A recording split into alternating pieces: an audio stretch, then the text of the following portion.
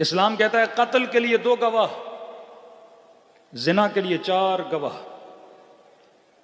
अब किसी से पूछो कत्ल बड़ा गुनाह है या जिना, लेकिन का नहीं, 2 गवाह। क्योंकि कत्ल अवामुन्नास में किया जाता है, इसके लिए 2 गवाह काफी हैं। गुनाह है फर्दी नहीं, गुनाह इज्तिमाई है। अगर आप किसी को कत्ल करते हो, मुआशरा तबाह हो जाता है। एक पूरे घर को, एक पूरी फैमिली को आप तबाह करते हो।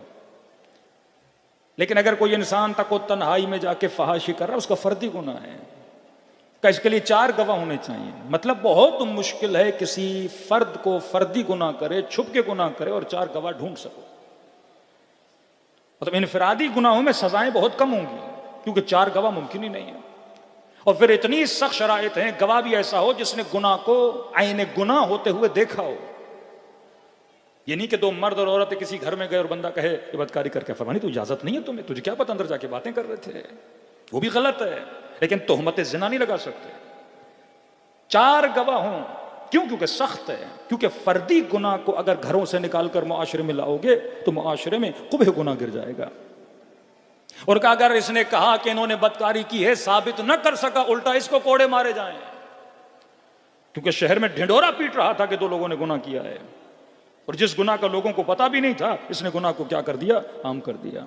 फर्दी अमल, घर में नमाज पढ़ रहा है। फर्दी अमल, खाना क्या खा रहा है। फर्द का अमल, घर में क्या पहनता है, क्या करता है, मुआशरे का लेना देना नहीं।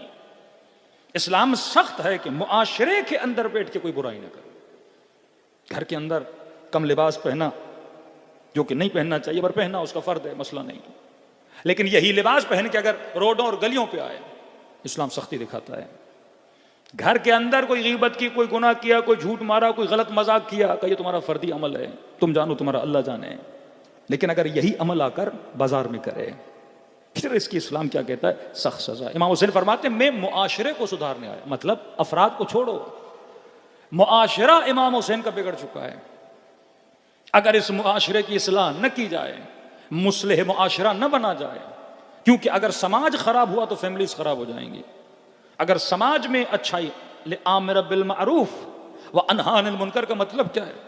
मारूफ, अच्छाई को बुलंद करो, बुराई को लोगों को बताओ कि ये बुराई है। तवल्ला का मतलब नेकों से इश्क करो, तबर्रा का मतलब बुरे लोगों से दूरी करो। ये जो बंदा बुरा है, इसके अंदर बुराई है। बुराई क्यों है? क्योंकि मुआशरा बुरा था। यजीद क्यों बना? क्योंकि घर का माहौल बुरा था। यजीद शराबी क्यों बना? क्योंकि घर का माहौल बुरा था। यजीद जानी क्यों बना? क्योंकि घर का माहौल बुरा था। यजीद फासिक क्यों बना? क्योंकि घर का माहौल बुरा था। एक घर वो है जो यजीद बनाता है, दूसरा घर वो है जो ज़ैनुल आबिदीन बनाता है, सैयदुल साजिदीन बनाता है। हजरत अब्बास जंग सिफीन में क्या एज हजरत अब्बास की, 13 साढ़े 13 साल के जवान हैं, लेकिन लड़ ऐसे रहे हैं कि बड़े से बड़े जवान हजरत अब्बास के मुकाबले में आने से डरते थे। ये शुजाअत कहां से मिलती है? ये तरबियत अमीरुल मोमिनीन है। मुआशरा बिगड़ गया तो माहौल बिगड़ जाएगा। मुआशरा इतना बिगड़ जाए कि वो इमाम कुश बने, मुआशरा इतना बिगड़ जाए कि फर्जंद रसूल को कत्ल करे, मुआशरा इतना बिगड़ जाए कि जुल्म और मजलूम की शिनाख्त खत्म हो जाए, ये 4 साल बच्चियों को तमाचे मारे। कलाम इमाम हुसैन फरमाते मेरे मुआशरे में चंद बीमारियां। पहली बीमारी, इलावा अन्नहा उलाइल कौम लज़मू ताअत शैतान, इस कौम ने, मौला फरमाते ये जो कौम है, इसने शैतान की इताअत करना शुरू कर दी है। जिस बंदे को अतीउल्लाह, अल्लाह की इताअत, रसूल की इताअत, अहले रसूल की इताअत करनी चाहिए। सूरह यासीन में अल्लाह कहता है इन्न शैतान अदुव्वुन लकुम, ये तुम्हारा खुल्लम खुल्ला क्या है, दुश्मन है, इस दुश्मन से बचो।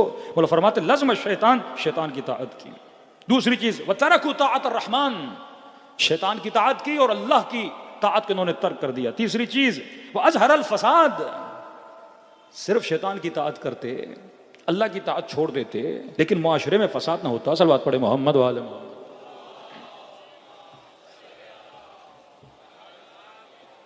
अल्लाह आपकी खिदमत में रखा। इमाम फरमा मालिक, मुआशरा अगर सही चलाना चाहते हो, एक लीडरशिप के लिए जरूरी है कौम को चलाने के लिए बजट होना चाहिए। दूसरा मालिक, एक दिफाई निज़ाम होना चाहिए, बाउंड्रीज होनी चाहिए कि इन बच्चों के जहनों में कोई शुबहे डाल रहा है, कोई इनके जहनों में खराबियां पैदा कर रहा है, कोई सोसाइटी का माहौल खराब कर रहा है, कोई एक ऐसा हल्का होना चाहिए जो इस माहौल को रोकें।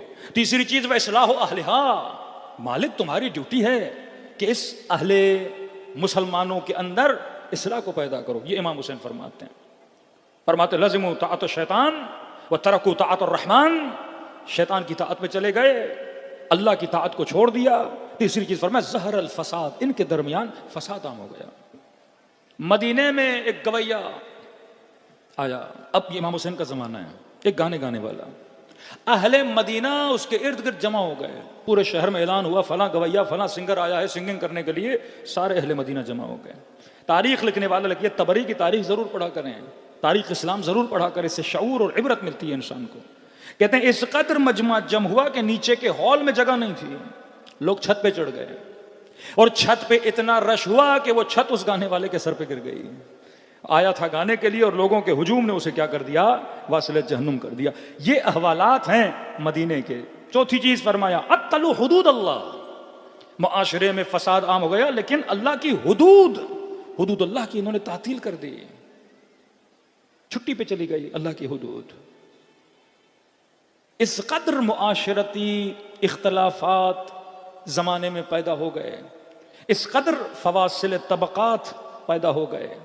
रसूल खुदा के ज़माने में अरब और अजब में कोई फ़र्क नहीं था। जैसे जैसे उमर के ज़माने से, उस्मान के ज़माने से फतूहात इस्लामी शुरू हुई और लोग मुसलमान बनना शुरू हुए, कोई कनीज़ बन के आ रहा है, कोई ग़ुलाम बन के आ रहा है।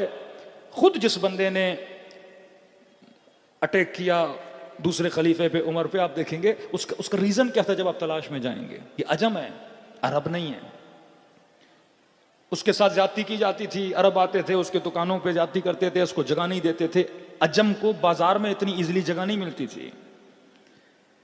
ये इमाम हुसैन के जमाने में मिलता है। एक बंदे ने, इब्राहिम बिन हुशाम, एक अजम ने अरब से शादी कर दी। अजम को कहते मवाली, अरब लड़के से शादी की इसने, यहां तक कि इजाजत नहीं थी एक अजमी अरबी से शादी करे। कौम परस्ती इतनी बढ़ गई। या आज आप देखते हैं कि अरब कंट्रीज में आपको अजमी बोला जाता है, खुद को अरबी बोलते हैं। अगर आप ओमान चले जाएं तो उनका जो ऑफिशियल ड्रेस है आपको पहनने की इजाजत नहीं है, सजा मिलेगी आपको। ये अरकचीन जो अरब इकाल जो अपने सर पे रखते हैं, आप नहीं पहन सकते।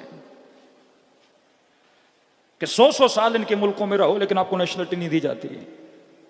फिर कहां गई इंसानियत, कहां गए ह्यूमन राइट? ये कौन सा दीन है? किसके मानने वाले हैं? रसूल खुदा के मानने वाले हैं। आज क्या हैसियत है एक अजम? ये कहां से चीजें नशअत ले रही थी? कि उसी जमाने से कि इस बंदे खुदा ने अरब लड़की से शादी की। हुशाम का जमाना, इसको पता चला, उस लड़के को बुलवाया, 200 कोड़े इस बंदे खुदा को लगाए गए। सर इसका मुंडवाया गया कि तुम्हारी जुर्रत कैसी हुई कि तुमने अरब से रिश्ता लिया है। एक मवाली की जुर्रत हो जाए कि अरब से रिश्ता ले। वहीं से लड़की को जुदा किया गया कि यहां किसी को इजाजत नहीं कि अजमी किसी अरबी से शादी करे। जमाने में फसाद इतना फैल चुका, वहां पर अमीरुल मोमिनीन की हुकूमत है। मौला की अपनी बहन उम्मे हानी खिराज मांगने आती हैं, बैतुल माल से कुछ पैसे मांगने आते हैं। मौला अली उसको 30 दिरहम देते हैं। उम्मे हानी अभी जा रही होती है कि अजमी खातून आती है, वो मांगती है, मौला अली उसे भी 30 देते हैं। यहां अमीरुल मोमिनीन की बहन, इकलौती बहन, अबू तालिब की इकलौती बेटी कहती है मौला अली मेरे भाई, मैं अबू तालिब की बेटी, तेरी बहन, खलीफे की बहन, मुझे भी 30 और ये अजम है इसे भी 30 दे रहे हो। अमीरुल मोमिनीन, बहन बैठ जा। का बहन जो तू कह रही है, अली ने पूरा कुरान पढ़ा, खुदा ने कहीं नहीं बताया कि अजम को कितना देना चाहिए, अरब को कितना देना चाहिए। पूरे कुरान को पढ़ा, वहां पे एक ही आयत मिली, इन्ना करमकुम इंदल्लाहि अत्काकुम। खुदा के नजदीक अगर कीमत है, अर्जिश है, कानून है तो वो किसका है? साहिबे तकवा बंदे का है। अल्लाह ने न रंग देखा, न काला देखा, न सफेद देखा। ये करबला क्यों मजमुआ है? क्योंकि वहां पर रंग सफेद वाला भी है, रंग के काले वाला भी है। फरमाया अज़हरुल फसाद, चौथी चीज अत्तल हुदूद अल्लाह, पांचवी चीज फरमाए बैतुल माल में गारत करना। इस कदर बैतुल माल को पामाल किया गया कि वो लोग जिनके बदन पे लिबास पहनने के लिए नहीं होता था, रसूल खुदा जब इस्लाम लाए, ये मक्के से हिजरत करके जब मदीने में पहुंचे, इनको अंसार का, मदीने वालों का भाई बनाया गया, सीधे उखवत पढ़ाया गया, इन्होंने अपने घरों में इनको जगहें दी। फरमा इतना पैसा नहीं था, 2 लिबास होते थे, इससे ज्यादा लिबास नहीं होता था। अमीरुल मोमिनीन जब हुकूमत पर, इमाम फरमाते कहां से है तुम लोगों के पास इतना पैसा? सिर्फ आप अमवाल असहाब रसूल उनके मरने के बाद जाकर देखें, यह तारीख एक तहकीक है। जनाब जुबैर जब दुनिया से जाते हैं, इतना सोना था, इतना सोना था कि घुटनों पे तोड़ तोड़ के उनकी नस्लों में तकसीम किया जा रहा था। मिस्र में अलग घर था, मदीने में अलग घर था, मक्के में अलग घर था, इतने बड़े बड़े घर, इतना माल और अमवाल, लेकिन अमीरुल मोमिनीन जब जाते हैं क्या छोड़ के जाते हैं अपने बच्चों के लिए? तभी दुश्मनी अमीरुल मोमिनीन अदालत अली से बर्दाश्त नहीं हो रही थी। अहले बैत बड़े सख्त थे, हुदूद अल्लाह, सुन्नत अल्लाह, फसाद को आम कर दिया, मुआशरा इतना बिगड़ चुका। इमाम हुसैन फरमाते अगर इस मुआशरे की इस्लाह न करूं तो दीन इस्लाम से कुछ भी नहीं बचेगा। साथ फरमाया अहल्लु हराम अल्लाह, तुमने अल्लाह के हराम को हलाल कर दिया। वह हर्रमु हलाल अल्लाह, जिस चीज को अल्लाह ने हराम किया तुमने हलाल कर दिया, जिस चीज को खुदा ने हलाल किया तुमने उसे क्या कर दिया? हराम कर दिया। माहौल यहां तक आया कि सुबह की 2 रकत की नमाज 4 रकत पढ़ा दी, पकड़ के वक्त के खलीफे, तीसरी खिलाफत जनाब उस्मान का जमाना, कहा मैं सजा नहीं दूंगा। अमीरुल मोमिनीन ने सख्ती करके इस बंदे को सजा दिलाई, ये हुदूद अल्लाह को खराब कर रहा है, ये नमाज का मजाक उड़ाया जा रहा है। इस कदर मस्ती और नशे में आ जाते थे, जब ये नमाज पढ़ा के गश खा जाते थे, कोई अंगूठियां चुरा के ले जाता था, कोई अबा उसकी उठा के लेकर जाता था, लेकिन इसे पता नहीं चलता था। इस मुआशरे से मुकाबला है अब अब्दुल्लाह हुसैन का। अब सवाल है मुआशरा यहां तक पहुंचा तो सही, कैसे पहुंचा? ये इबरत लेनी चाहिए। अगर आज का जवान थोड़ा सा नशा कर रहा है, ये नशा कल घरों में आएगा, नस्लें बिगड़ जाएंगी। अगर आज चादर थोड़ी पीछे गई है, मौलाना थोड़े बालों के निकलने से कुछ नहीं होता, अगर तुम इस थोड़े पर भी अपने आप पर सख्ती करोगे, कल ये थोड़ा और आगे बढ़ जाएगा, फिर नेवर माइंड हो जाओगे। जब थोड़े पे नेवर माइंड है, फिर और थोड़ा पीछे जाएगा, फिर सारे बाल निकल आएंगे, ये हुदूद खुदा पामाल होती जाएंगी। क्यों इस्लाम में सख्ती है? क्यों नज्म पे सख्ती है? मौलाना 1 मिनट पहले मगरिब की नमाज पढ़ दूं का बातिल, एक आधा मिनट पहले रोजा इफ्तार कर दूं का बातिल। अल्लाह की हुदूद सख्त है। 1 सेकंड भी आमेदन कोई नमाज पहले पढ़ता है, नमाज कबूल नहीं है। 2 सेकंड भी अगर आमेदन कोई रोजा खोलता है, उसका रोजा काबिल कबूल नहीं है। ये सख्ती अहले बैत अलैहिस्सलातु वस्सलाम की, क्योंकि मुआशरा इस कदर बिगड़ चुका। अब इस मुआशरे की इस्लाह कर रहे हैं कौन? हुसैन इब्न अली, एक कातिल। अल्लाहुम्मा सल्ली अला मुहम्मद। हमारी दुआओं में अल्लाहुम्मा अस्लह ली दीनी, ऐ खुदा मेरे दीन को सही कर, वस्लह ली फी दुनियाई, ऐ खुदा मेरी दुनिया को सही कर, वस्लह ली आखिरती, मेरी आखिरत को सही कर। परवरदिगारा इन्नी इलैहा माआदी, मैं यौम माआद में आऊंगा, मेरे माआद को सही कर। ये जगह जगह अल्लाहुम्मा जअलनी महया य महया मुहम्मद व आले मोहम्मद, ऐ खुदा मेरी जिंदगी को ऐसा बेहतर बना जैसे मोहम्मद और आले मोहम्मद की जिंदगी थी। व ममाती ममात मोहम्मद व आले मोहम्मद, मेरी ममात भी ऐसी बना, मेरा दुनिया से जाना भी ऐसा बना जैसा मोहम्मद और आले मोहम्मद का था। तो अहले बैत चाहते थे कि समाज के अंदर इस्लाह आ जाए, अमीरुल मोमिनीन चाहते थे कि मुआशरे के अंदर इस्लाह आ जाए। जब तक मुआशरा सालेह नहीं बनता, इस्लाह की इब्तदा अपने अंदर से। जब अंदर बन गया घर बनेगा, जब घर बनेंगे मुआशरा बनेगा। फिर आप बोल सकते हो ये मुआशरा कौन सा मुआशरा है? हुसैनी मुआशरा। सलवात पढ़े मोहम्मद व आले मोहम्मद पर।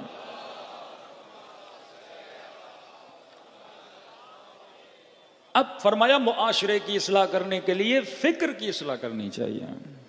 अगर इस बंदे मोमिन की फिक्र गलत है, हमने कहा ना पूरी कौम अगर किसी मुल्क को बोले सुपर पावर है, एक सोच है ना। आप बच्चे बच्चे को बोल रहे हो, न्यूज़ पढ़ने वाले बोल रहे हैं, अखबार में आ रहा है, किताबों में आ रहा है कि सुपर पावर एक अकीदा बन जाएगा। फिर मजलिस अज़ा गलत अकीदों को क्या करती है? सही करती है। कोई बंदा खैबर सुने, खंदक सुने, इमाम हुसैन सुने कि रिज़न बे रिज़ा तस्लीमन ले सिवाक, हम तेरी रजा पे राजी हैं, तेरे अलावा कोई हमारा रब नहीं, माबूद नहीं, तेरे अलावा किसी के सामने झुकेंगे नहीं, सर कटा देंगे पर झुकेंगे नहीं। ये सोचो, एक तरफ आप डेवलप की जाए कि जनाब कोई मुल्क है तो सबसे ज्यादा ताकतवर है। अब जब सोच नस्लों के अंदर, जनरेशंस के अंदर डेवलप हो जाएगी, ये बुज़दिल जनरेशंस बनेंगी। इनके अंदर कभी भी ये नहीं होगा कि अगर कोई ऐसा मुल्क हमारे ऊपर अटैक करे या कोई ऐसी कंडीशन खुदा न खास्ता आ जाए तो क्या हम दिफा के पोजीशन में कैसे दिफा करोगे? जब सोच पस्त हो जाए कि मैं तो लड़ ही नहीं सकता, वो बंदा पहले ही हार जाता है। जिस सोच में जो बंदा हार चुका है। जनरल मुशर्रफ से जब इन्होंने दे मांगे तो बुश की आप किताब पढ़ें, जब भी ये बड़े बड़े सियासतदान चले जाते हैं इबरत हासिल करेंगे। वो लिखता है मैंने तो ऐसे ही धमकी दी थी कि अगर आप अड्डे नहीं दोगे तो हम ये कर देंगे वो कर देंगे, मान जाएगा। क्योंकि फिक्री एतबार से अगर हम ये मान लें कि अगला मुझसे बहुत ज्यादा ताकतवर है तो वो शिकस्त देने बड़ी आसानी से शिकस्त दे सकता है। लेकिन अगर कोई न माने, एक है शुजाअत बदनी, एक है शुजाअत दरूनी।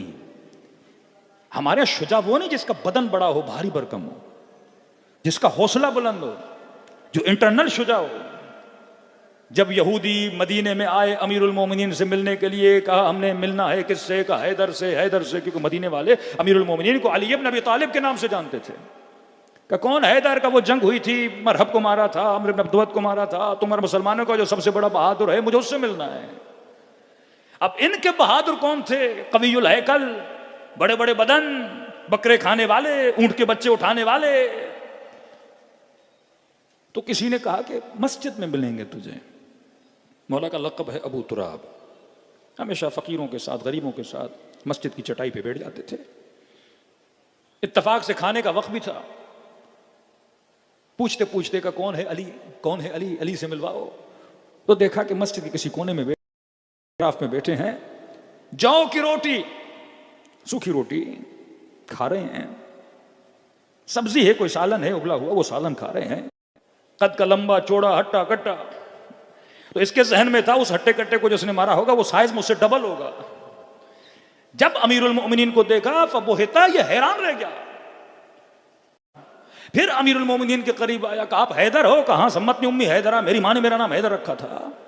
कहा आपने अमर को बिछाड़ा कहा? का मुझे यकीन नहीं आता, इस बदन वाले ने उसको बिछाड़ा होगा। इमाम ने फरमाया मैंने जिस्म की ताकत से नहीं, मैंने रूह की ताकत से बिछाड़ा था।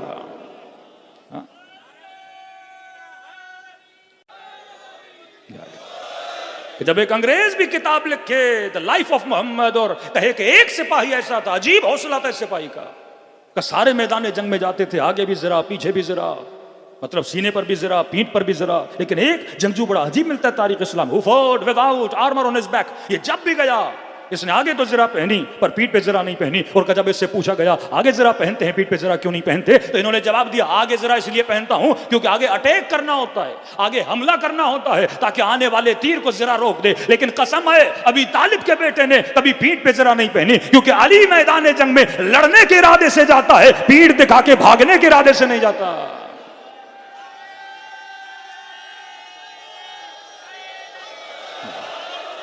ये शुजाअत अली, ये शुजाअत अलवी, ये शुजाअत हैदरी कहां से मिले? इंसान तुमन्नकुम औलियाउल्लाह फतमन्नवल मौत। अगर अल्लाह के वली हो तो कहा कि मौत की तमन्ना करके दिखाओ। वली होना, वली का लक़ब देना, किसी फकीर को पैसे देके रुकू में खैरात देना, या और है अल्लाह की तरफ से फजीलतों का मिलना, और है शब हिजरत बिस्तर मौत पे सोना, या और है सिर्फ मर्द नहीं। जब कुछ लोगों ने बीबी उम्मे हानी के घर पे हमला किया, जब कुफार मुशरिकीन मक्का थे, तो इस तको तनहा बीबी ने दरवाजे पे उसका मुकाबला किया, उसे अंदर दाखिल होने नहीं दिया। तो अमीरुल मोमिनीन ने पूछा, गालिब रसूल खुदा ने, किसने मुकाबला किया? कि उम्मे हानी ने। तो फरमाया कि अगर पूरा मक्का अबू तालिब की औलाद होता तो सब के सब बहादुर होते। ये खून की बहादुरी है ना, ये आपको फर्श अज़ा क्या बनाता है? बहादुर बनाता है। अब अगर बच्चों के जहनों में ये सोच डाल दी फला इतना बहादुर है, इस सोच को तोड़ा निज़ाम विलायत ने, इस सोच को तोड़ा इस मकतब आशूरा ने। क्या आप ट्रंप का लास्ट इंटरव्यू सुनेंगे, उसमें रहबर मौज़म की मजाक भी उड़ा रहा है, लेकिन बोलता है मैं कदर करता हूं इस बूढ़े बुजुर्ग की हिम्मत की, मैं कदर करता हूं इनके हौसले की। मतलब वो खुद मानते हैं कि इनके हौसले बड़े बुलंद हैं, भले जंगी आलात के एतबार से पीछे हैं लेकिन हौसला बहुत बुलंद है। ये हौसला होना चाहिए कि आप सबसे बड़ा अमेरिकन बेस जो कतर में उस पर अटैक करो, हौसला। अब एक मिसाइल गिरे ना गिरे, ये खुद हौसला है मिसाइल फेंकना।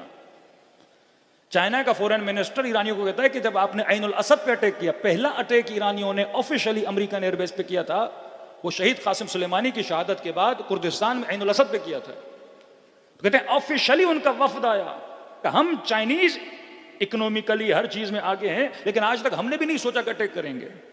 कि आप लोगों से हमें हिम्मत मिलती है कि हम इस बदबख्त से लड़ने की सलाहियत रख सकते हैं। कौमों के अंदर हौसला, ये जो गलत अकायद बनाए जाते हैं, पूरा कूफा डर गया यजीद से हम कैसे लड़ेंगे। कूफियों को सुस्त करने में इनकी खवातीन का बड़ा हाथ था। ये थोड़ा हौसला पकड़ देते, मैदान में जाएं, औरतें बोलती तुम जाओगे हमारा क्या होगा, बच्चों का क्या होगा, पकड़ के इनके पांवों में जंजीरें डाल के बिठा देती थी। करबला की औरतें बहादुर, करबला की औरतें शुजा, वहाब कल्बी की मां शुजा, कासिम की वालदा शुजा, खुद बेटे को तैयार की, बेटा ये ले तावीज, तुम्हारे बाबा ने कहा था जब इजाजत न मिले तावीज देना मेरे बेटे को। अब्बास के भाई शुजा जनाबे और आए, शुजा थे तभी लश्करे अब अब्दुल्ला अल हुसैन में आए, अपने बेटे को कुर्बान किया। यजीद इब्न सुबैत अपने बेटों को भेज रहे हैं, हुज्र इब्न उदय। शुजा जब कहा हुज्र तुझे जला देंगे, मार देंगे, काट देंगे, क्या करो? कहने वाले ने कहा हुज्र इतने इत्मीनान से सुन रहे हो, कैसे न सुनो, जो तू कहा है अली ने पहले बता दिया था कि मेरे साथ क्या होने वाला है, कि पहले कहा मेरे बेटों को मारो। का तारीख का पहला बाप देखा, इतना कसी, दुनिया दुआ करती हम मर जाएं बेटों का मरना न देखें। का हुज्र बेटों को मार दें? फरमान नहीं, मसला कसावत का नहीं, मसला अली की मोहब्बत का है। कहीं ऐसा ना हो बाप को मरता हुआ देखें, हौसले पस्त हो जाएं, पहले इन्हें जन्नत में भेजूं फिर खुद जन्नत की तरफ रवाना हो जाऊंगा। यही यजीद इब्न सुबैत पहले बेटों को भेजा। कैसा ना हो बेटे बाप को मरता हुआ देखें, सुस्त पड़ जाएं। ये शुजाअत का दर्स आपको कहाँ मिलता है? फर्श अज़ाए अबा अब्दुल्लाह हुसैन, ये फर्श जहन साजी करती है। दूसरी तरफ दूसरे आलात हैं, कौमों को बुज़दिल बनाते हैं, कौमों को डरपोक बनाते हैं। अब शुजाअत का मतलब ही नहीं इंसान दूसरे दिन लड़ना शुरू हो जाए, नहीं, बसीरत हो, लेकिन कम से कम आपके दुश्मन को पता हो ये डरने वाले नहीं हैं, इन पे अटैक भी करोगे, ये भागने वाले नहीं हैं, ये अपनी इज्जतों और नामूस के लिए डट के खड़े होने के लिए तैयार हो जाते हैं। और पाकिस्तान में अगर इसकी मिसाल आपको कहीं मिलती है शियों में, वो पारा चनार के शिया है, वो पारा चनार के शिया है। 2006 से आप स्टडी करें, ये नारे मारते थे पारा चनार से कश्मीर को फतह करेंगे। हिंदुस्तान के हिंदू काफर हैं, वो शियों को बोलते थे काफर हैं, ये भी फतह करेंगे, वो फतह करेंगे। आज मसले पारा चनार क्या है? उसकी स्ट्रेटेजिक मौकियत जहां पे वाक़े है, बॉर्डर पर है, ऑर्डर्स हैं ऊपर से कि यहां से शियों को खाली करवाओ। आज इतना मसला क्यों है? असलहे का मसला है। इंतजामिया कहते आप सारा असला दे दें, हम सारे रास्ते खोल देंगे। अब हम किस पे भरोसा करें जनाब? मद्दे मुकाबिल खूनखार कुत्ते जैसे मिजाज के लोग, जो 6 महीने के बच्चे से लेकर 6 साल की बच्ची तक रहम न करें, जो जवानों को जिंदा पानियों में डुबो दें, जो ड्राइवरों को उतार के जिंदा जिंदा जला दें। आप कहते हो असला दे दो, कल हमारे नामूस पे हमला किया जाए तो हम क्या करेंगे? हाँ, जब पूरे पाकिस्तान से दहशतगर्दी खात्मा हो जाए, चप्पे चप्पे पे इतना अमन अमान हो कि बंदा अकेला वैन पे सफर करे, बस पे सफर करे, फिर कवारियत खत्म हो जाए, फिर हाँ हक है कि पूरे मुल्क का असला लिया जाए, उनसे भी लिया जाए, यहां से भी लिया जाए, फिर रास्ते साफ हो जाए। लेकिन आप जंग देखे पारा चनार की, 2006 की, 2007 की, हैरत में पड़ जाएंगे आप कि किसी ने इतना दिफा नहीं किया जितना उन्होंने किया। कहते मौलाना पूरी रात फायरिंग होती थी, पूरी रात मोर्चों से। सुबह को एक वक्फा आता था, वो हम अपने शोहदा की लाशों को लेकर जाते थे, वो अपने खबीसों की लाशों को लेकर जाते थे। कहते थे आलम यह था, हम तो अपनी लाशें उठाने भी आते थे, वो लाशें भी नहीं उठाते थे। इतने कवियुल हैकल बदन के शक्ल से नहीं लगता था ये पाकिस्तानी है। कोई चिचनी, कोई कजाक, कोई तुर्कमन, कोई अफगान, इतना हैवी भारी भरकम अटैक करते थे। लेकिन ये शुजाअत अलवी, ये शुजाअत हैदरी, अपनी ज़मीन का, अपने वतन का, अपने नामूस का दिफा कैसे किया जाता है, यहां आप देख सकते हैं। इनके बच्चों में शहादत का दर्स कहां से आया? ये है फर्श अज़ाए हुसैन इब्न अली, जिन्होंने आपके वजूद से मौत के खौफ को क्या कर दिया? ख़त्म कर दिया। फरमाया इमाम हुसैन तो मैं करबला जा रहा हूँ, फरमाया अपनी जहनों को सही करो, अपनी फिक्रों को सही करो। हर कोई कह रहा हुसैन मारे जाओगे, हुसैन मारे जाओगे, तो हंस कर जवाब दिया, फरमाया मौत हमारे लिए ऐसे है जैसे औरत के गले में हार होता है। अरे हम तो इसे पहन के चलते हैं, और मौत हमारे लिए मौत नहीं बल्कि रब की मुलाकात का नाम है। सलवात पढ़े मोहम्मद व आले मोहम्मद पर। तो जल्दी से मासूम फरमाते हैं 3 चीजें ऐसी हैं, हर बंदा कहता है कि मैं हक पर हूं। अपनी फिक्र को सही करो। इस निज़ाम में रहते हो तो अपनी अफकार को इन चीज़ों से बचाओ। ये निज़ाम इंसान साज बनाता है, ये निज़ाम इंसान को बुलंदियों को ले जाता है। फरमाते पहली चीज़ कि हर बंदा कहता है मैं हक के साथ हूं। पहली चीज़ फरमा दीनुहुल्लज़ी यअतक़िद, हर बंदा अपने अकीदे को सही समझता है।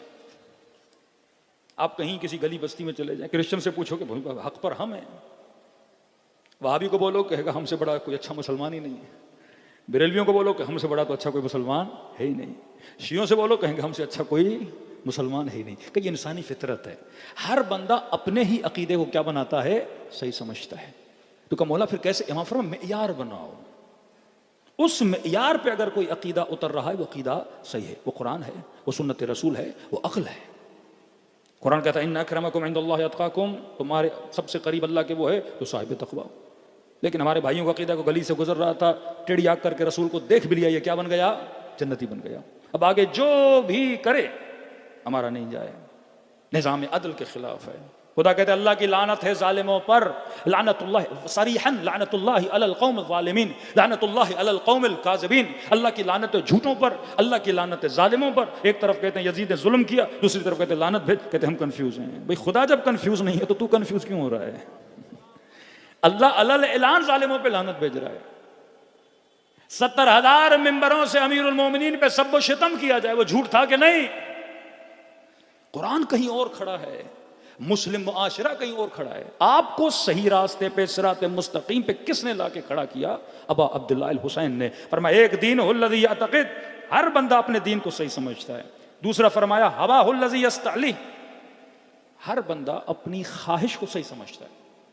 10 लोग होंगे कि जनाब मिसाल दे रहा हूँ, ये मिंबर कहाँ रखा जाए? कहेगा मेरी ख्वाहिश है यहाँ रखा जाए। मजमा कहेगा हमारी ख्वाहिश है वहाँ रखा जाए। अब हर बंदा अपनी ख्वाहिश को क्या समझता है? सही समझता है। फरमाते हैं ख्वाहिशों पे न चला करो, दीन परवरदिगारे आलम पे चला करो। तीसरी चीज फरमाया तदबीरुहु फिल उमूर, हर बंदा अपनी तदबीर को सही समझता है, जिसको कहते हैं मैनेजमेंट।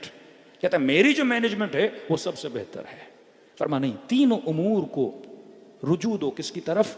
परवरदिगार आलम की तरफ। तुझे अहले बैत अलैहिस्सलातु वस्सलाम ने मेयार दिया है। एक खातून हिजाब करना चाहती है, हिजाब कैसा हो? मेरी ख्वाहिश, मेरी मैनेजमेंट, मेरी मर्जी, आबा व अजदाद की तकलीद का नहीं। देखो ज़ैनब कुबरा का हिजाब कैसा था? मेयार। देखो सैयदा फातिमा तो ज़हरा का हिजाब कैसा था? मेयार। फिर अगर तुझे उस हिजाब से फायदा न हो, आप सैयदा से बोल सकती हो बीबी मैं आपके रास्ते पे चली, मुझे फायदा नहीं हुआ। आज शोबिज़ इंडस्ट्री में चले जाएं, कितना इस्तेसाल किया जाता है ख़वातीन का। अमीरुल मोमिनीन फरमाता है जवां निगाहे हराम तेरे वजूद में हसरत पैदा करती है। हसरत का मतलब एक भूखा बंदा फूड स्ट्रीट से गुजरे, कहीं पे चरगा, कहीं पे खाना, कहीं पे, ये जितना देखता जाएगा क्या पैदा होगा? आप मिसाल करें, 2 भूखे लोग हैं, एक बंदे को कहा फूड स्ट्रीट से होके आ जाओ, जेब खाली बिल्कुल कुछ भी नहीं, फूड स्ट्रीट घूम के आओ, इस रास्ते से आओ। दूसरे भूखे को कहो कि गली है, सुनसान गली है, सारी दुकानें बंद है, वहां से आओ। ये दोनों जब घर पहुंचेंगे सबसे ज्यादा गमगीन कौन होगा? फूड स्ट्रीट वाला, क्योंकि ये आया इसने कुछ देखा ही नहीं, सुकून से आके सो गया। और अगर घर भी पहुंचेगा, चलो आधी रोटी होगी, आधा प्याज होगा, खा के सो जाएगा सुकून से। और वो जो फूड स्ट्रीट के चरगे वर्गे कढ़ाइयां देख कर आए, उसे ना प्याज अच्छा लगेगा ना रोटी। हसरत भी लेकर आएगा, गम भी लेकर आएगा, और वो रोटी भी उसे अच्छी नहीं लगेगी। बोला फरमाते हैं निगाह है हराम तेरे वजूद में क्या पैदा करती है? हसरत। बड़ी गाड़ी देखोगे दिल होगा लूं। किसी ने कहा मौलाना गाड़ी लेना चाहते हैं, कितने जेब में पैसे? का मसलन 30 लाख हैं। 30 लाख में कौन सी गाड़ी आती है? का कोई JLI BLI कोई यूज गाड़ी ले लें, ये आ जाती है। अब 30 लाख लेके 1.5 करोड़ 3 करोड़ के शोरूम पे चला जाए, ले तो नहीं सकता, बैठेगा, ट्राई मारेगा, दिल में ख्वाहिशें पैदा होंगी, ये गाड़ी ले लूं, ये गाड़ी ले लूं, आखिर में नसीब इसको कल्टसी होनी है। अब वो जब छोटी गाड़ी लेगा खुश नहीं होगा, कहेगा ये कैसी गाड़ी है, इसकी ऐसी वैसी नहीं, इसकी सीट वैसी नहीं। मासूम तुझे टेक्निक बता रहे हैं जीने की, इस्लाह कर अपनी जरूरतों की, ख्वाहिशों को इतना आगे बढ़ाओ जितनी जरूरत की चादर है, इससे ज्यादा पैर न फैलाओ। पर मैं अमीरों के घरों को देखकर अपनी झोपड़ियों को तबाह बर्बाद न किया कर। जो है उस पे क्या रहो, राजी रहो, खुश रहो। ये मासूम तरबियत दे रहे हैं, माशरे की इस्लाह बता रहे हैं। अल्लाह ने रिज्क दिया, आगे बढ़ते जाओ, लेकिन ये ना हो जो हो उस पे मायूस हो जाओ। अब जब हसरत होगी गम, जब गम होगा मायूसी, और जब मायूसी आएगी डिप्रेशन में चला जाएगा। अब न नमाज में मजा आएगा, इबादत में मजा आएगा, या खुदा से शिकायत करता रहेगा, या दीन से शिकायत करता रहेगा, या अल्लाह को बोलेगा इतने बेदीन है, तूने पैसे वाला बना दिया, मुझे कुछ भी नहीं दिया। ये काफिर भी बन जाएगा, बदअकीदा भी बन जाएगा, क्योंकि ये मासूम की कही हुई बातों पर न चला था। सलवात पढ़े मोहम्मद वाले मोहम्मद पर।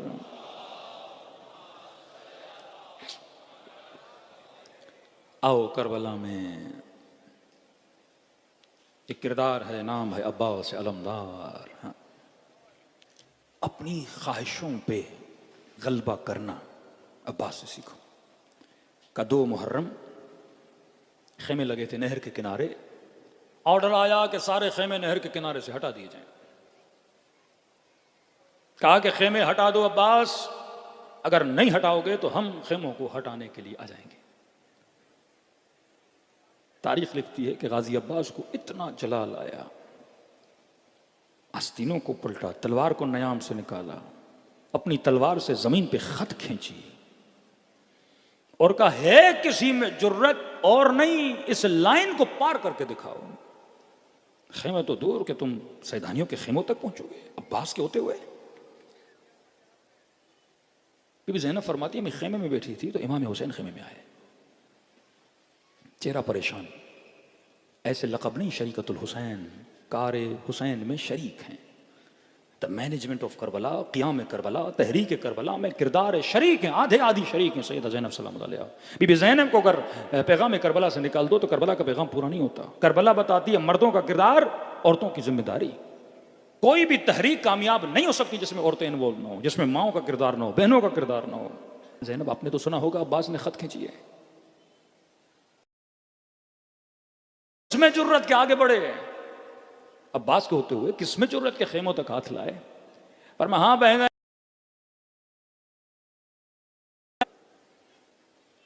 मेरा दिल है कि खेमे हटा दें, अभी मैं जंग नहीं चाहता। पर मैं हुसैन, फिर आप अब्बास को बोल दें, मुतिअन अम्र मौला, आज तक अब्बास ने आपको उफ तक नहीं कहा, आप इशारा करेंगे अब्बास खेमे हटा देंगे। कहते मौला हुसैन की आंखों में आंसू भर आए। फरमा, बहन ज़ैनब, कितना रोकूं अब्बास को। जब हसन के जनाजे पे तीर चले थे तो मेरे गाजी बड़ा जलाल में आया और तलवार निकाली और मैंने हाथ पे हाथ रखा, अब्बास यहां नहीं, करबला, जंग करबला का नयाम में रखती। मदीने के वाली ने बुलाया, बेहतरामी की, फौरन दरबार में कहा, मौला अभी कहो तो सर कलम करके कदमों में रख दूं। मैंने फिर हाथ को रोक दिया, अब्बास यहां नहीं, करबला। कहा, जब हुर ने लजा में फरस में हाथ डाला ना, मेरे गाजी को बहुत जलाल था कि मौला अभी कहो इस लश्कर के साथ जंग शुरू कर दूं। मैंने कहा, अब्बास यहां नहीं, करबला। कहा, ज़ैनब अब क्या करूं, करबला भी आ गई, अब क्या कह के अपने शेर को रोकूं। मुझे है कि मैं रोकूं कहीं अब्बास का दिल टूट न जाए। ज़ैनब, तू बहन है, अपने तरीके से अब्बास को समझा, मैं जंग नहीं चाहता। मौला खेमे से चले गए। बीबी फिजा कहती हैं, गाजी अब्बास फौज को ललकार के लाइन के पीछे खड़े थे, आस्तीनों को पलटा हुआ, माथे पे पसीना, आंखों में खून जमा हुआ और हाथ में तलवार। मैंने वहीं से आवाज दी, है कमर बनी हाशिम। समझ गए खेमों से कोई बुला रहा है। कहते उसी जाहो जलाल में, उसी हशमत में, आंखों में खून भरा हुआ, कहा, जी अम्मा फिजा। फरमाया, बहन ज़ैनब बुला रही हैं। कहती जैसे सैयदा ज़ैनब का नाम सुना ना, कहते थोड़ी देर के लिए खड़े हुए, आस्तीनों को सीधा करना शुरू किया, माथे का पसीना पोंछना शुरू किया। थोड़ी देर खड़े हुए कि आंखों की सुर्खी चली जाए। वहीं खेमे के दर से आवाज दी बड़े मीठे लहजे में, जी आकाज़ादी कोई काम था? बीवी ज़ैनब ने कहा, बास खेमे के अंदर आ जाओ। जैसे अंदर गई, ऐसे बहन के सामने बैठे जैसे छोटा बच्चा माँ के सामने अदब से बैठता था। कहा, जी आकाज़ादी। कहा, बास सुना है तूने खत खींची है, दुश्मन को ललकारा है किसी में जरूरत क्या है? अब्बास के होते हुए कौन है जो खेमों पे हमला करे? कहा, जी आकाज़ादी, है किसी में जरूरत कि सैदानियों के खेमों के करीब आ जाए? कहा, अब्बास मैं जानती हूं तेरा गुरूर है, तूने ललकारा है, दुश्मन की आंखों में आंखें डालकर उनको चैलेंज किया है। अब्बास, हुसैन नहीं चाहते, मौला का ये कहना है खेमे हटा दिए जाएं, हम इस जगह से चले जाते हैं। अब्बास खामोश होकर सुन रहे हैं। अब्बास, जानते हो मैंने क्यों बुलाया है? क्योंकि तुम्हारा भी तो गुरूर है ना, तूने भी तो दुश्मन को ललकारा है ना कि अब्बास के होते हुए लाइन पार करके दिखाओ। अब्बास, अब लाइन जाहिर है मिटानी पड़ेगी, तो एक काम कर, तू दुश्मन का सामना न कर, कोई शर्मिंदगी नहीं होगी। अब्बास, तू खेमे में बैठ जा, मैं अकबर को भेज देती हूँ, मैं औनो मोहम्मद को भेज देती हूँ, वो लाइन मिटा भी देंगे, खेमे हटा भी देंगे, तुझे दुश्मन का सामना भी नहीं करना पड़ेगा, तेरे गुरूर को भी ठेस नहीं आएगी। कहते सैयदा कहती गई, अब्बास सुनते गए। जब कलाम बीबी इख्तिताम पजीर हुआ तो एक मरतबा खड़े हो गए और फरमाया, बीबी अब्बास का गुरूर क्या होता अगर हुसैन ने कहा अपने हाथों से जाके लाइन मिटा के आऊंगा? मैं कौन होता हूं? हुसैन की मर्जी बिर्रज़ाना रिज़ल्ला। कहते खुद गए, लाइन को जाके मिटाया। ये है अब्बास बाअदब किताब है सियाहत ग़र्ब, लिखने वाले आग़ाए नजफ़ी कोचानी। 2 किताबें, सियाहत ग़र्ब, सियाहत शर्क़। सियाहत ग़र्ब में आलम बरज़ख़ के हवालात, सियाहत शर्क़ में दुनिया के। कहते 40 के दिन आए, रस्म थी पहले उलमाए इराक़ की, पैदल जाते थे करबला। आज जितनी तादाद में उतनी तादाद नहीं, कम तादाद में। कहते हैं पानी मैंने कम उठाया इस फिक्र में कि आगे पानी मिल जाएगा। चलता गया, पानी ख़त्म हुआ, कई किलोमीटर रास्ता तय किया, धूप बड़ी शदीद थी, कहीं पानी नहीं मिला। करबला के करीब पहुंचा, 2-3 किलोमीटर रोज़े हुसैन नजर आ रहा था, लेकिन शिद्दत प्यास की इतनी कि मुझे लगा मैं मर जाऊंगा। 50-52 डिग्री की गर्मी। कहते जब शिद्दत बढ़ी तो मेरे जहन में एक फिक्र आई कि नजफी, इतनी गर्मी, इतनी धूप को तू बर्दाश्त नहीं कर पा रहा। चलो ज़ैनुल आबिदीन ने कर लिया होगा, ज़ैनब कुबरा ने कर लिया होगा, ये छोटे छोटे बच्चों ने करबला से कूफे तक का सफ़र कैसे तय किया होगा। कहता ये सोचा तो मुझे खुदा ने एक मुकाशिफा दिखाया, आंखों से पर्दे हटे और मैंने अचानक देखा कि शाम गरीब आए हुसैन में करबला में हूं। देख रहा हूं कि खेमों को आग लगाई जा रही है, छोटी छोटी बच्चियां दौड़ती हुई नजर आ रही हैं और इन बच्चियों के पीछे एक बीबी है जो इनके कुर्तों की आग को बुझाती हुई नजर आती है। इतने में मुझसे कह रहे बर्दाश्त नहीं हो, मैं दौड़ने लगा किसी बच्ची को थामूं और उसे खेमे की आग से बचाऊं, लेकिन जितना दौड़ता था मैं उन तक पहुंच नहीं पाता था।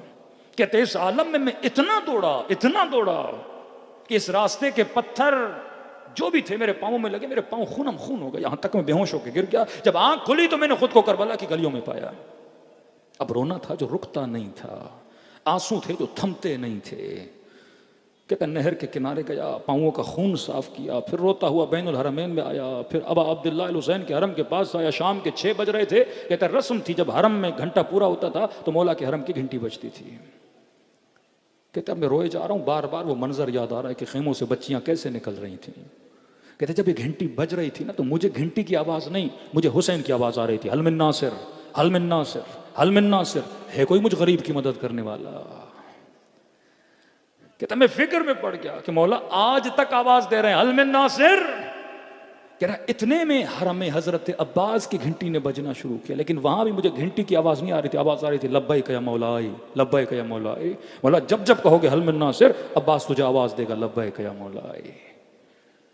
मैंने कहा गाजी 1400 साल गुजर गए, आज भी अगर हुसैन कह रहे हैं हल मिन नासिर, तू ही आवाज दे रहा है लब्बैक या मौलाई।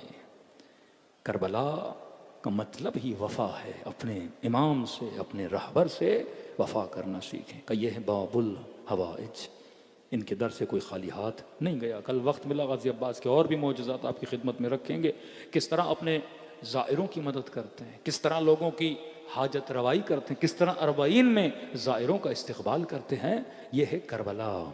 करबला एक कदम आओ 10 कदम तुम्हारी तरफ आते हैं। दिलों को करबला ले जाएं, सलाम करें ऐसे जैसे सकीना ने अपने बाबा को सलाम किया।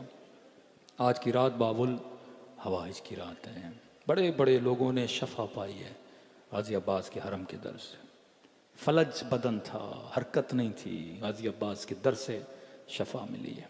आज सबसे बड़ी शफा आक़िबत बखैरी की शफा है कि मौला जब दुनिया से जाएं इस तरह से जाएं कि इमाम हुसैन के दिल की ठंडक हो, ना कि अपने गुनाह लेकर जाएं और मासूम हमसे शिकायत करें। फरमाए खुलूस से दिल से एक कतरा आंसू का बहाओ, खुदा तेरे सारे गुनाहों को माफ़ कर देता है। सब मिल के अस्सलाम अलल हुसैन व अला अली इब्न हुसैन व अला औलाद हुसैन व अला अस्हाब हुसैन की आवाज़ गूंजनी चाहिए। सब मिलके अस्सलाम अलल हुसैन व अला अली इब्न व अला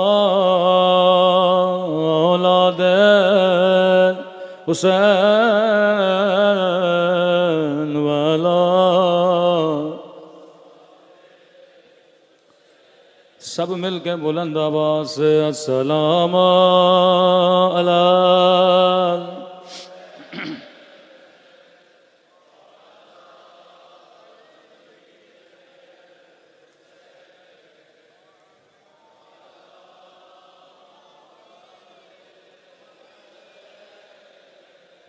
अला अस्साबिल। मेरा सलाम हो उस दर्द भरे मंजर पे जब हुसैन घोड़े से उतर कर दो कटे हुए बाजू उठाए, बाजुओं को चूम कर कहा अब्बास मेरी कमर टूट गई।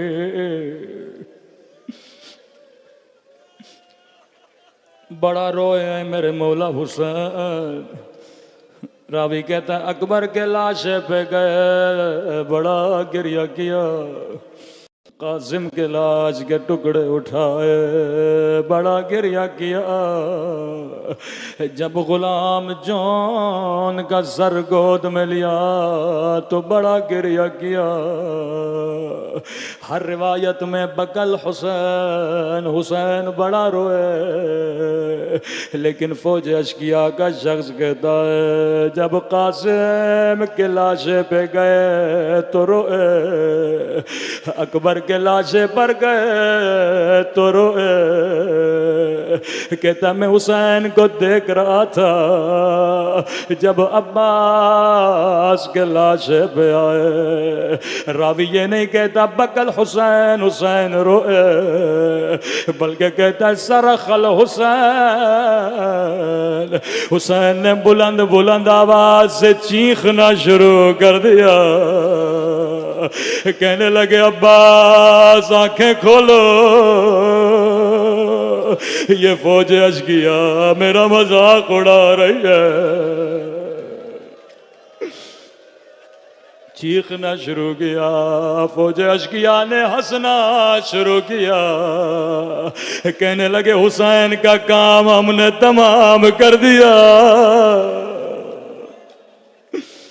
हाय गुर्बत हुसैन। लक़ब कमर बनी हाशिम, चांद था बनी हाशिम का। बीबी उम्मुल बनीन को जब बताया गया हुसैन मारे गए, रो के कहने लगी अब्बास अपना दूध नहीं बख्शूंगी, तेरे होते हुए जरा का लाल मारा गया। किसी ने कहा बीबी अब्बास के सर पे गुर्ज लगा था। कहने लगी कासिद मैं मानने के लिए तैयार नहीं हूं, मैं मां हूं अब्बास की। किसमें जुर्रत है सामने से मेरे अब्बास पे हमला करे। ओ कद इतना बड़ा था जब घोड़े पे बैठते पांव जमीन से लगते थे। रोकर का बीबी बाजू सलामत नहीं थे, दोनों बाजू काट दिए थे। बड़ा कद था। कुछ लोग आयतुल्लाह कश्मीरी के पास गए, क़िबला अब्बास की कब्र दरारें पड़ गई हैं, कब्र टूट फूट का शिकार है। कुछ मजदूरों को भेजिए कब्र की मरम्मत कराए। आगाए कश्मीरी ने कहा मजदूर क्यों भेजूं, मैं खुद आऊँगा, गाजी की कब्र बनाऊँगा। ये मुश्तहिद करबला गए, सरदाब अब्बास में गए, जुराबें उतारी, अमामा उतारा, कब्र की मरम्मत करने लगे। जितने लोग साथ थे किसी जवान ने पूछा क़िबला हमने रिवायात में सुना गए अब्बास जब घोड़े पे बैठते थे पाँव ज़मीन से लगते थे। एक छोटा सा सवाल है, जिसका कद बड़ा हो उसकी कब्र बच्चे जितने क्यों है, जिसका कद बड़ा हो कब्र छोटे क्यों है। आगा कश्मीरी अपने सर पे मार मार के रोने लगे, कहने लगे हाँ, जब ज़ैनुल आबिदीन जनाजा उठाने गए, जब हाथ सीने के नीचे दिया सीना ऊपर आया, जब हाथ पांवों के नीचे दिया पांव ऊपर आ गए। फरमाते इरबान इरबान, पूरे बदन के टुकड़े टुकड़े हो गए थे। अब आके दामन में गठड़ी बनाई, एक छोटी सी कब्र बनाए। हाय, फरमाया बदन के टुकड़े टुकड़े हो गए थे। दो बीवियों को अब्बास पे बड़ा नाज था, एक का नाम सकीना है। जब खेमे में मश्क लेके बाहर गए, दौड़ी दौड़ी बच्चों को जमा किया, बड़ी खुश थी। बच्चों मेरा चचा पानी लेने गया है, कभी किसी मैदान से खाली नहीं आया, अब हमें प्यासा रहना नहीं पड़ेगा। दूसरी बीबी नाम ज़ैनब है, बीबियों को जमा करती थी। आए बीबियों, घबराने की ज़रूरत नहीं है, जब तक अब्बास है खेमों को कोई देख भी नहीं सकता, जब तक अब्बास है कोई चादरों पे हमला कर नहीं सकता। जब मौला की खिदमत में आए, इमाम ने फरमाया अब्बास, ज़ैनब के तुझ पे बड़ा भरोसा है। अब्बास, अगर ज़ैनब इजाज़त दे मैं हुसैन तुझे नहीं रोकूंगा। खेमे के दर पे आए आगाज़ादी, मिलना चाहता हूँ। ज़ानुए अदब लगा के बैठ गए, लेकिन तारीख़ कहती खामोश बैठे थे। बीबी ज़ैनब बड़ी हसरत से देख रही थी। फरमाया अब्बास, मैं ज़ैनब समझ गए क्यों आए हो।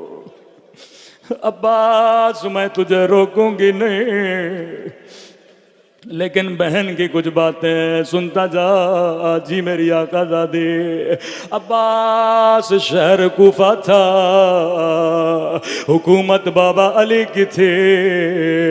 मेरा काफिला शहर के बाहर रुका था। बाबा ने कहा हसन, रात होने दो, लोगों को अपने घरों में जाने दो, बाजारें बंद होने दो, फिर मेरी बेटी को बाजार से गुजार दो। अब्बास, दुकानें बंद हो गई, लोग अपने घरों को चले गए। खुद बाबा अली मेरे इस्तकबाल के लिए आए, मेरे ऊंट की महार को थामा, सवारी जैसे बाजार से गुजरने लगी। मुझे कहा ज़ैनब बेटा, जरा अमारी का पर्दा हटाना। अब्बास, मैंने पर्दा हटाया। कहने लगे ज़ैनब, गौर से देखो, ये कूफियों के घर है। अब्बास, मुझे समझ नहीं आ रहा, मुझे क्यों दिखा रहे हैं। सवारी थोड़ा और आगे बढ़ी। फिर बाबा ने कहा ज़ैनब जरा पर्दा हटाना। मैंने पर्दा हटाया। कहने लगे ज़ैनब गौर से देखो, ये कूफे का बाजार है। अब्बास, मेरी समझ में नहीं आ रहा था। सवारी थोड़ा और आगे बढ़ी। फिर कहा ज़ैनब जरा पर्दा हटाना। अब कहा ज़ैनब ये कूफे का चौक है। अब्बास, मेरी समझ में नहीं आया। मैंने कहा बाबा, बाजार दिखाने हैं, हसन को दिखाइए, चौक दिखाने हैं, हुसैन को दिखाइए, बेटियां और बाजार। बाबा ने मेरी सवारी बिठाई, ज़ारो कतार रो रहे थे। का ज़ैनब जरा हाथ आगे लाना।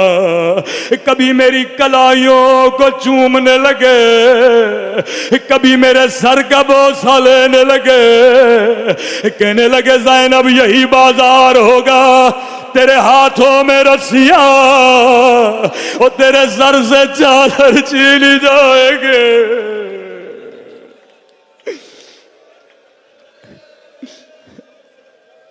अल्लाह जाने आप बर्दाश्त नहीं कर पा रहे। अब्बास ने कैसे बर्दाश्त किया होगा। अब्बास, मैंने कहा बाबा आप इमाम हो, जो कह रहे हैं सही है, लेकिन ज़ैनब का छोटा सा सवाल है। गैरतमंद फर्श अज़ा पे बैठे हो। कहने लगी बाबा जिस भी बहन का एक भाई हो उसका भी कोई नाम नहीं लेता। ओ अल्लाह ने मुझे 18 भाई दिए, मेरे हाथों में रस्सियां, बस बाबा ने रोक कर कहा ज़ैनब उस वक्त कोई नहीं रहेगा। अब सुनेंगे ज़ैनब ने कैसे खुदा गाफिल किया। कहती हैं गाजी खड़ा हो जा, दोनों बाहें अब्बास के गले में डाली, रोकर का खुदा हाफिज अब्बास, खुदा हाफिज अब्बास। अब मैं ज़ैनब समझ गई मेरी चादर लुटने का वक्त करीब है, मेरे हाथों में रस्सियां बंधने का वक्त करीब है। खुदा हाफ़िज़ अब्बास। रस्सियों को इमाम ज़माना ने बड़ा याद किया। एक सलाम ज़ारत नाहिया में इमाम ज़माना का बस अहमद तमाम करूं। फरमाया मेरा सलाम हो उन जख्मी कलाइयों पे। इमाम ज़माना किसी जाकिर का सलाम नहीं, मेरा सलाम हो उन जख्मी कलाइयों पे, ओ जिन्हें रस्सियों से बांधा गया था। मैंने अपने उस्ताद से पूछा ये किस बीबी की कलाइयाँ है। कहने लगे ये इमाम ज़माना सैयदा ज़ैनब की कलाइयों को याद करके रो रहे हैं। मैंने कहा बीबी को ताज़िया आने लगे, मौला ने वो मंजर याद नहीं किया। जालिम ने नोके नेज़ा की अनियों से मारा, इमाम ने वो मंजर याद नहीं किया। कलाइयों में ऐसा क्या था। कहने लगे ये कोई आम मंजर नहीं, ये 11 मुहर्रम का दिन है, जब ज़ैनब की नज़र हुसैन के पामाल लाशे पे पड़ी। ज़ैनब ऊंट से आए से गिरी, ओ जैसे अब्बास घोड़े से गिरे थे। शायद कोई मोमिन मुझ पे एतराज करे, मौलाना ज़ैनब और अब्बास भला गाजी की तरह कैसे गिरी। अब्बास के तो बाजू सलामत नहीं थे, ज़ैनब के बाजू सलामत है। मैंने कहा जवाब मैं नहीं दूंगा। इमाम ज़माना ज़ियारत नाहिया में फरमाते हैं अब सुनो बीबी अब्बास की तरह कैसे गिरी। फरमाया मेरा सलाम हो मेरी उन पुफियों पे, ओ जिनके हाथों को उनकी गर्दनों से बांध गया। ओ ज़ैनब ऐसे गिरे जैसे अब्बास गिरे थे, लेकिन एक बड़ा फर्क था। जब गाजी गिरे तो सर हुसैन की गोद में था, लेकिन जब ज़ैनब गिरी तो नामहरमों का मजमा था। फरियादें करती रही ऐना ऐना अखी अब्बा, ऐना ऐना अली अकबर, मातम हुसैन।